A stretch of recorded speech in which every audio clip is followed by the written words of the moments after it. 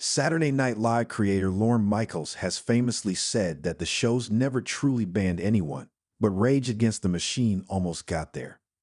When they appeared on the iconic sketch show in April 1996, they caused chaos both on air and backstage, according to the former band's guitarist Tom Morello, who appears in the new documentary Ladies and Gentlemen, 50 Years of SNL Music. You might notice Rage is not in the farewells on that particular show. Morello quipped, "I still went to the after party." The band's first raw move, at least if they had hoped to stay on the NBC staple, happened long before Saturday. So the day of rehearsal, we had already had the upside-down American flags, the Navy distress signal, on our amplifiers, Morello explained. They asked us to please remove the flags from the amplifiers because, 1, advertisers would be upset, and 2, it was with Steve Forbes, and that might be a weird vibe. The publisher had just concluded a run for the Republican nomination for president.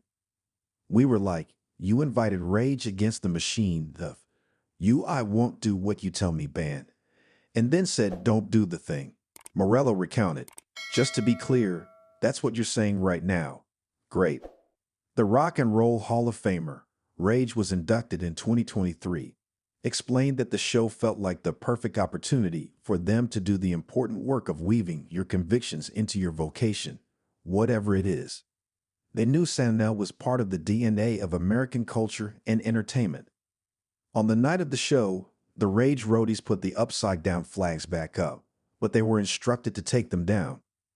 Sign up for Entertainment Weekly's free daily newsletter to get breaking TV news, exclusive first looks, recaps, reviews, interviews with your favorite stars, and more. Our roadies have been told to, defend the perimeter, Morello said. There's 35 seconds till we're live. The stage manager sends the SNL crew. There's a quick scrum on stage. Unfortunately, the burly New York City Union men are able to wrestle the flags off of the amplifiers with 7 seconds to go before we go live. But that wasn't all. It's a rockin' performance. We go back to the dressing room, and it's tense, Morello recalled. Our dressing room is right across the hall from Steve Forbes.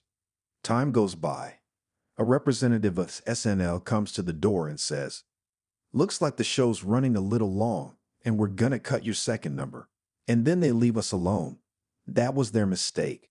The message didn't sit well with Morello's bandmate Tim Comerford, and he tore up one of the flags and knotted it into a ball, Morello said. "You might call it a weapon," Morello said. And he entered Steve Forbes' dressing room across the way to attack him. Steve Forbes was not in his dressing room, but his family was. So Timmy launches his American flag ball rocket at aunts, cousins, wives, children.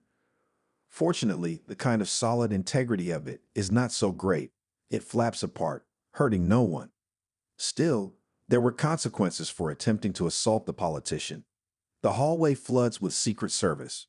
"We're now locked in our room," Morello said.